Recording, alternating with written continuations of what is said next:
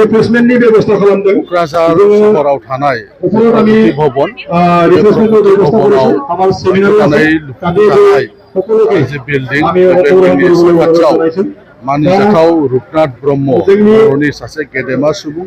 सासे क'क्राझारनि बिथांनि मुसुखा बेखेवनाय जे हाबाफारि बे हाबाफारिखौ मानाव गेदेर जोंनि बिटिआरनि चिफ प्रमद बर' बिथाङा दिनै बेखेवना होफैयो आरो लोगोसे औवाबारि गामियाव बिथांनि मांखर सालियाखौ गोदानै खुंनायखौ बेखेवनाय जायो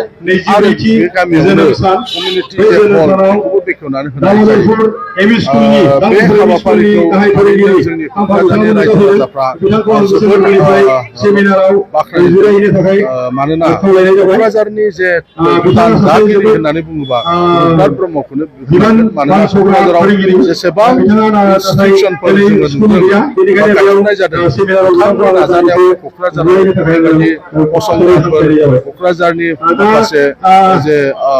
कोर्ट काछारि अफिस आदाলত बेफोरखौ जों मोननो हादोंमोन गतिके बिथांखौ माब्लाबाबो जों बावनो बेनिखायनो दिनै जे बेबायदि मोनसे हाबाफारि लाबाय बेनि थाखाय क'क्राझारनि गासैबो रायजो राजाफ्रा बाख्नायदों फैबाय थानाय समाव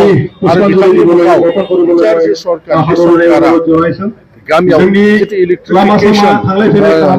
खालामनाय बेखौ बिथांनि मुङाव रुपनाथ ब्रह्मनि मुङावनो दोननो होननानै मानगोनां बिटिआरनि चिफ बिथाङा फोसावना होबाय आरो क'क्राझार टाउननिफ्राय सरायघाटा जानानै हरिनागुरिसिम थांनाय जे लामा बे लामाखौबो आरोबाव बिथांनि मुङाव दोननो होननानै फोसावनाय जाबाय सिगाङाव आरएमबि रडसिमल'मोन नाथाय बेखौ एक्सटेनसन खालामनानै दायो जे हरिनागुरि जे बावखुंग्रि हाजो गाखोहैनाय बे लामाखौबो बिथांनि मुङावनो आरोबाव फोलावदेरनाय जाबाय होननानै बिथाङा दिनै फोसावदों।